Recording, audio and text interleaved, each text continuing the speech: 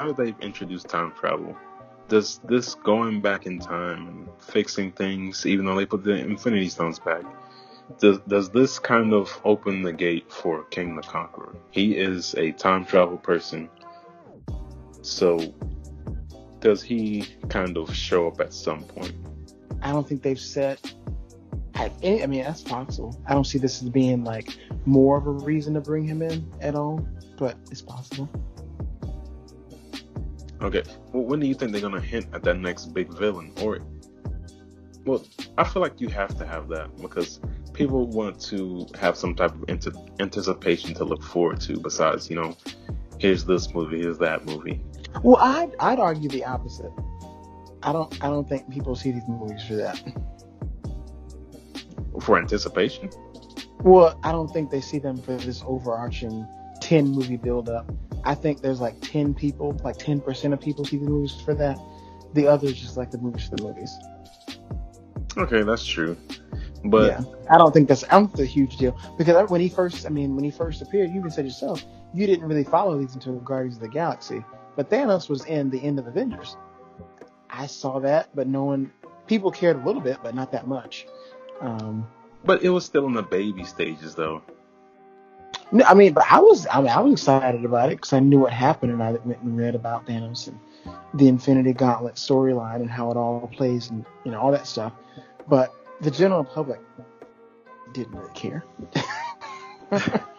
I'd argue they still don't. They only know of Thanos because of the last two movies, or the Infinity War and Endgame. Other than that, you might tell them that he was in like 4 of the movies, and they're like, really? They didn't but really care. At this point, I think Thanos has become such of a phenomenon. Like, everybody knows who Thanos is. It's now in video games. It's everywhere. And I feel I still think if you were to say what movie did he appear in first, you would have very few people who would be able to tell you the truth or give you the right answer. He's important because of the last two. He's important like Killmonger's important. Honestly, they're about the same in how people care about them. Not because there's overarching story, but because they were just good villains in this certain movie. Any big villains you want to see? Galactus. I want to see him. And I would like to see, King the Conqueror, Ultron, come back. I guess. Dormammu. I want to see what they do with him. You said that you wanted to see Galactus. Mm-hmm. But I feel like Galactus is just a big, huge villain that you like like in a video game when you're fighting this big giant person and you just hitting at his legs. That's what I feel like. He can shrink down. Like you gotta make him more tangible, like make him smaller where you can. I think they will. He'll be like Thanos size.